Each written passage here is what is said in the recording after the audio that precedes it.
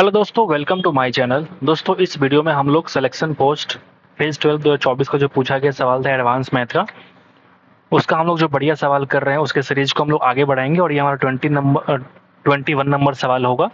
ठीक है, तो आइए शुरुआत करते हैं। उम्मीद करते हैं कि इसके पहले के दोनों वीडियो आपको अच्छी लगी होगी, तो एक बार लाइक कर दीजिएगा हमारी इस एफर्ट के लिए। ठीक है, देखते हैं ये सवाल क्या बोलता है। पहला सवाल है इस वीडियो का कि एक शंकु की जो हाइट है ना, वो दूसरे शंकु की हाइट की 3 गुना है। ठीक है, 3 times the height of another कोन।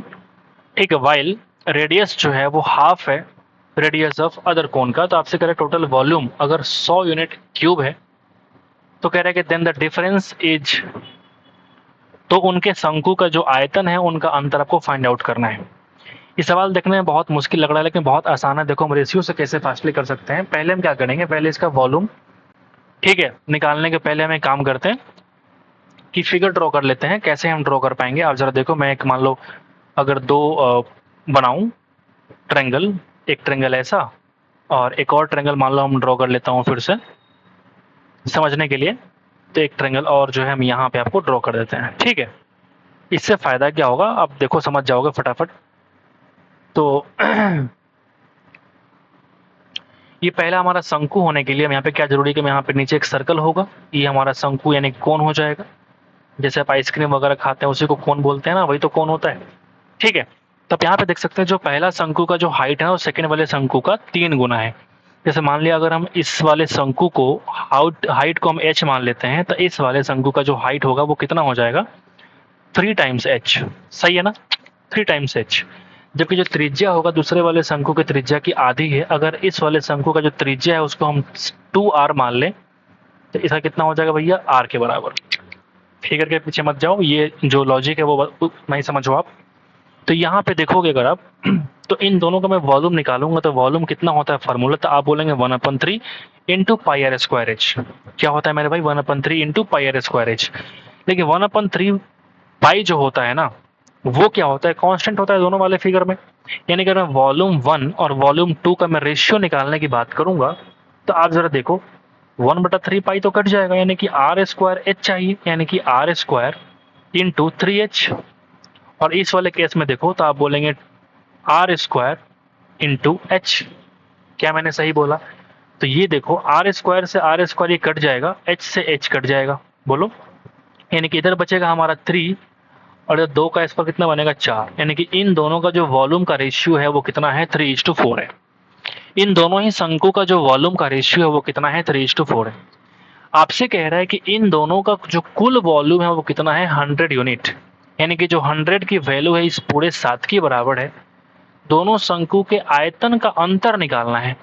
3 और 4 में कितने का अंतर, तो आप बोलेंगे 1 का अंतर। आपको 1 से सिर्फ गुना करना है और यही तुम्हारे वॉल्यूम का अंतर निकाल के फटाफट दे देगा। यानी कि 100/7 का मतलब हो जाएगा 14.3 सेंटीमीटर क्यूब। जो भी है, सेंटीमीटर हो या फिर यूनिट में हो, जो भी हो, ये इस सवाल का बेहतरीन आंसर होगा। Option number D is the required answer. ठीक है, तो अब वॉल्यूम का रेशियो निकाल करके आप यहाँ पे पहुंच सकते हो। ठीक है, बाकी आप प्लस करोगे 1/3 पाई आर स्क्वायर एच वगैरह वगैरह करोगे तो बहुत लंबा हो जाएगा, बहुत लेंदी हो जाएगा। This is the best method. आगे बढ़ते हैं, नंबर 22 पे चलते हैं। निम्नलिखित में से कौन जो है सर्वांगक्षम त्रिभुजों का मापदंड नहीं है?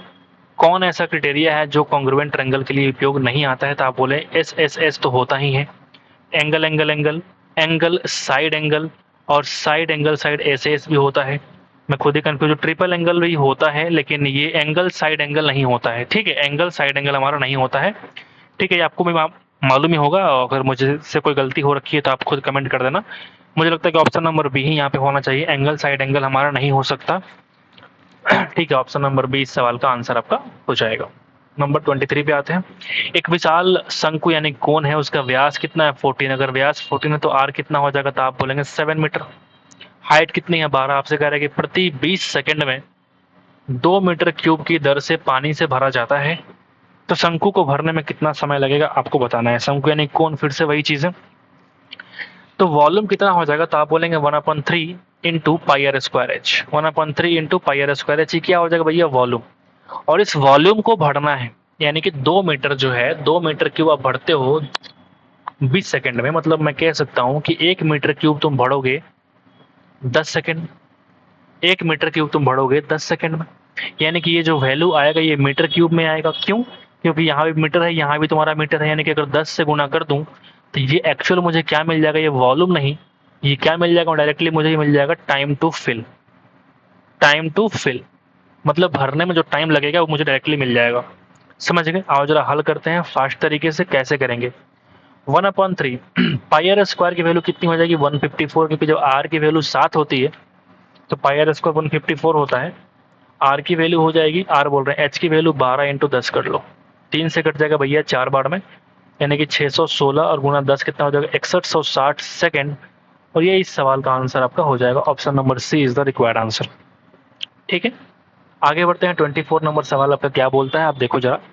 The value of cosec theta into 1 plus cos theta बटा साइन थीटा प्लस दिस आपको वैल्यू निकालनी है। इस सवाल को बहुत सारे तरीके से आप कर सकते हैं, सिंपल बेसिक रूल से भी कर सकते हैं, बाकी वैल्यू पुटिंग करके भी निकाल सकते हैं।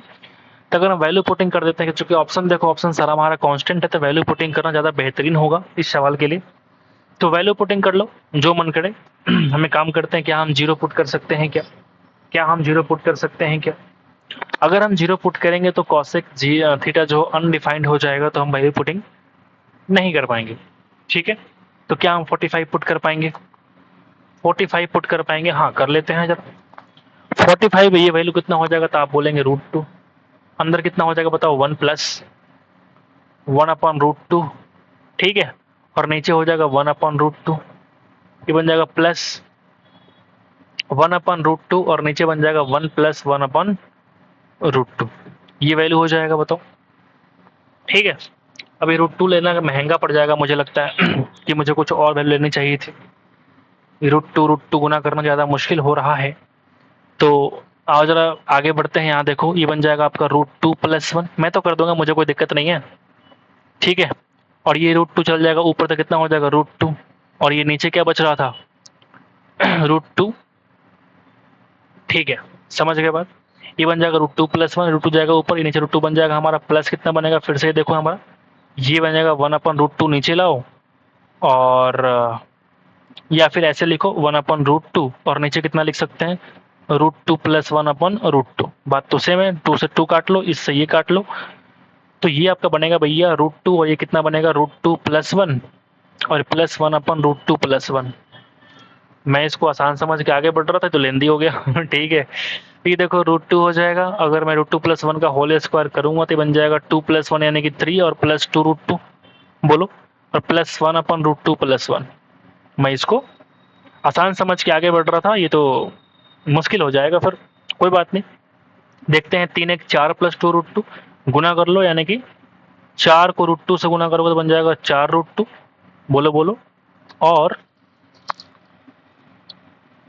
या फिर हम ऐसा काम कर सकते हैं, हम एक ऐसा काम कर सकते हैं, क्या इसको ये कटता हुआ मुझे नजर आ रहा है, ये देखो √2 है, ये है 2 √2 और ये है 4। तो हम एक काम करते हैं ना, कि एक काम कर लेते हैं ना, ये बन जाएगा 4 + 2 √2। तो क्या हम 2 √2 कॉमन निकाल सकते हैं? आप मुझे बताओ, क्या हम 2 √2 को कॉमन निकाल सकते हैं? बिल्कुल निकाल सकते हैं। हम 2 √2 अगर कॉमन निकालेंगे तो बन जाएगा √2 + 1 और नीचे भी कितना है √2 + 1। ठीक है, तो फाइनली हम लोग जंग जीत चुके हैं, ये कट गया हमारा √2 2 2 कितना हो जाएगा 4, और ये 4 इस सवाल का आंसर आपका हो जाएगा, जो कि ऑप्शन में ही नहीं है ठीक है, तो फाइनली हम लोग जंग हार गए हैं। मुझे लगता है कि मैंने कुछ मिस्टेक कर रखी है। ठीक है, हो सकता है, बिल्कुल हो सकता है मैंने कुछ मिस्टेक कर रखी होगी, तो हम इसको बेसिक तरीके से करना चाहते हैं फिर से। कोई दिक्कत नहीं, गलतियां हो जाती है। हालांकि हो सकता है कि ऑप्शन मैंने कुछ गलत डाल दिया हो, 4 ही सवाल का आंसर हो, ये भी तो पॉसिबिलिटी है। ठीक है, फिर भी हम करके देख लेते हैं एक बार, नहीं तो कोई और वैल्यू पुट करेंगे, कोई दिक्कत नहीं है। ठीक है, यहाँ देखो, अगर हम इसको हम कन्वर्ट करेंगे तो बन जाएगा भैया 1/sin थीटा। ये बन जाएगा देखो 1 + cos थीटा का होल स्क्वायर, यानी कि 1 + cos² theta + 2 times cos theta, और इधर बन जाएगा प्लस हमारा sin² थीटा। बोलो, और नीचे हमारा क्या बनेगा, तो आप बोलेंगे sin theta into 1 + cos theta. क्या मैंने सही बोला बताओ?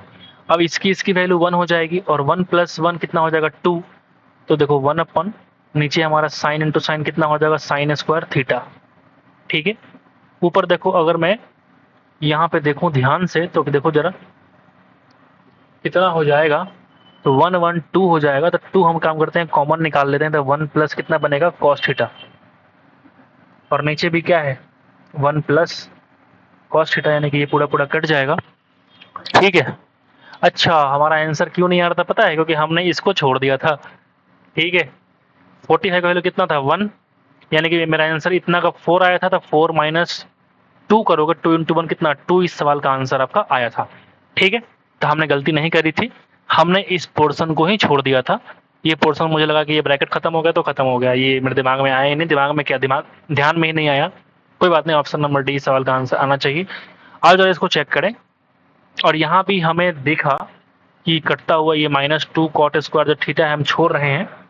तो इस पूरे को हम करने के बाद क्या करेंगे, तो माइनस करेंगे 2 टाइम्स कॉस स्क्वायर थीटा बटा साइन स्क्वायर थीटा। ठीक है, यही करने वाले हैं, बोलिए, यही करने वाले हैं। अब जरा देखो ध्यान से, तो ये आपका बन जाएगा 2 इंटू साइन, 2 बटा साइन स्क्वायर थीटा। तो हम काम करते हैं 2 कॉमन निकाल लेते हैं, तो 1 बटा साइन स्क्वायर थीटा, और माइनस ये हो जाएगा भैया कॉस स्क्वायर थीटा बटा साइन स्क्वायर थीटा। कोई बात नहीं, ये 1 माइनस कॉस स्क्वायर थीटा का मतलब साइन स्क्वायर थीटा ही तो होता है, यानी कि 2 इंटू साइन स्क्वायर थीटा, और बटा कितना हो जाएगा, साइन स्क्वायर थीटा। ये पूरा पूरा कट जाएगा, आंसर हमारा 2, और ये 2 इस सवाल का आंसर आपका हो जाएगा। ठीक है, तो पहले भी हमने सही किया था, बट दिक्कत ये था कि हमने इस पोर्शन को छोड़ दिया था। बाकी जब ये बेसिक से हम करने गए तो मुझे दिख गया कि अच्छा ये चीज़ छूटा हुआ था, तो option number 4 is the required answer. आते हैं 25 नंबर सवाल पे, देखते हैं कि how many cubes of length 50 centimetre can be accommodated in a container of 5 metre in length, 2 metre width and 5 metre height अगर है, तो उसमें से कितना क्यूब को हम रख सकते हैं। अब यहाँ पे देखो सेंटीमीटर है और यहाँ पे देखो आपका मीटर है, तो हम काम करते हैं सबको मीटर को सेंटीमीटर में कन्वर्ट करेंगे। तो वॉल्यूम कितना हो जाएगा, 500 गुना 200 और गुना 500। ये क्या है, वॉल्यूम ऑफ दैट क्यूबॉइड जो कि यहाँ पे दे रखा है। इस क्यूबॉइड के अंदर मुझे रखना है क्या, क्यूबिकल्स को। तो आप देखो जरा क्यूब्स को रखेंगे तो 50 गुना 50 गुना 50, क्योंकि एक क्यूब होता है वॉल्यूम किसका, क्यूब का। तो ये हमारा क्या मिल जाएगा, नंबर ऑफ क्यूब। ये एक्चुअल में क्या मिल जाएगा भैया, ये मिल जाएगा मेरे को नंबर ऑफ क्यूब्स। बोलिए, सही है ना। ओके, 50 से हम काटेंगे 10 बार में, फिर 50 से हम काटेंगे 10 बार में। मेरे पास 50 से ये 10 गुना 10 यानी कि 100 है, यानी कि 2 बार में हम काट सकते हैं। आंसर कितना मिलेगा, 200 गुना 2 कितना हो जाएगा भैया, 400, और 400 इस सवाल का आंसर है। ठीक है, 400 क्यूब्स का निर्माण हम लोग कर सकते हैं। सॉरी, निर्माण की यहाँ बात नहीं है, कितना उसमें एकोमोडेट कर सकते हैं, कितना उसमें रख सकते हैं। तो option number c is the required answer. आगे बढ़ते हैं, नंबर 26 पे आते हैं। ठीक है, देखते हैं क्वेश्चन नंबर 26 क्या कहता है, देखो जरा। यहाँ पे देखो, अगर तुम ध्यान से देखोगे तो आपको दिखेगा कि कॉसेक को अगर मैं कन्वर्ट करूंगा 90 माइनस 66, तो हमारा बन जाएगा सेक, यानी कि दोनों वैल्यू सेम ही है, यानी कि 1 का क्यूब कितना 1, यानी कि 7 ही आएगा ये वाला वैल्यू। प्लस ये देखो फिर से ये दोनों वैल्यू सेम है, तो काट के हटाओ, यानी कि 8 ही होगा। फिर से ये दोनों वैल्यू सेम है, मतलब 2 का स्क्वायर 4 करो, यानी कि -4 कर सकते हैं। फिर से ये दोनों वैल्यू क्या है, सेम है, यानी कि -3 का क्यूब करो कितना बन जाएगा, -27। बोलो, 8 7 15 -4 यानी कि 11, और -27 यानी कि -16 इस सवाल का आंसर आपका हो जाएगा। Option number 1 is the required answer. बस आपको ये लॉजिक पता होना चाहिए कि किस तरीके से हम क्वाड्रेंट में चेंजिंग करते हैं। जैसे मान लो कोई एक सिखा देता हूँ मैं, जैसे मान लो कॉसेक 24 है ना, कॉसेक 24 कैसे हम कन्वर्ट करेंगे, आप देखो क्वाड्रेंट में चेंज कर सकते हैं। 24 जो है हमको कन्वर्ट करना पड़ेगा, मान लीजिए हम उसको ऐसे लिख सकते हैं, कॉसेक को 90 माइनस 66 लिख सकते हैं। तो आपको मालूम है कि ये जो फर्स्ट क्वाड्रेंट में ही होता है, फर्स्ट क्वाड्रेंट में सारे क्या होते हैं, पॉजिटिव होते हैं। हर साइन का जो फंक्शन होता है क्या होता है, पॉजिटिव होता है। और कॉसेक कन्वर्ट होता है सेक में, यानी कि सेक हो जाएगा कितना, 66। और मैंने क्या बोला कि फर्स्ट क्वाड्रेंट में 90 से जो कम होता है वो सारे के सारे क्या होंगे, पॉजिटिव। यानी कि एक्चुअल में कॉसेक 24 से 66 के बराबर ही तो है, ये कट के हमारा 1 आ जाएगा। तो इस तरीके सारे चीज़ वही आपको दे रखे हैं, तो सारे कट जाएंगे, बस आपको वैल्यू निकाल देना है, बहुत आसान है। आगे बढ़ते हैं, 27 पे आते हैं। एक समांतर चतुर्भुज है ABCD में, यदि शीर्ष जो है रिस्पेक्टिव ऑर्डर में है और विकर्ण AC और BD O पर जो है प्रतिच्छेद करते हैं तो निम्नलिखित में से कौन सा विकल्प सदैव सही नहीं होगा। अच्छा जी, आज जरा इस सवाल को हम हल करेंगे। ठीक है, आज जरा सवाल को हम हल करेंगे। ठीक है, ये देखो जरा, हमने एक बना दिया समांतर चतुर्भुज। क्या बना दिया मेरे भाई? समांतर चतुर्भुज।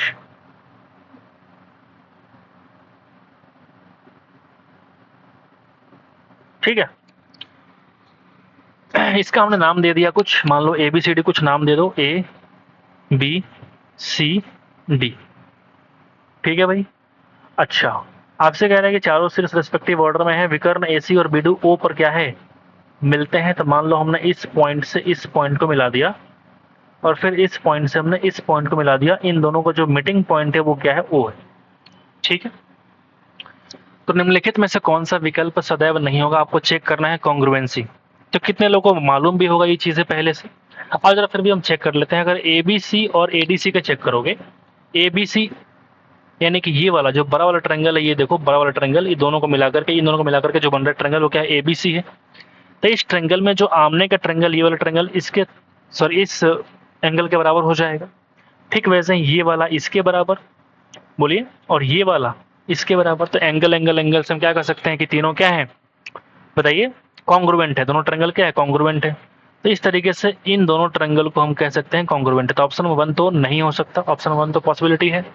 बताइए। BOC और AOD की बात करता है। BOC हमारा ये ट्रायंगल है, AOD हमारा ये, बिल्कुल ठीक है, कोई दिक्कत नहीं। फिर से वही लॉजिक लगा सकते हैं, ये वाला जो एंगल होगा इस एंगल के बराबर। एक मिनट होल्ड कीजिएगा, जरा फोन आ गया। हेलो, हाँ हेलो, हाँ हेलो, ठीक है।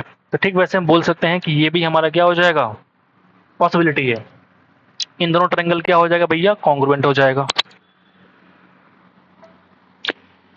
हेलो, हाँ,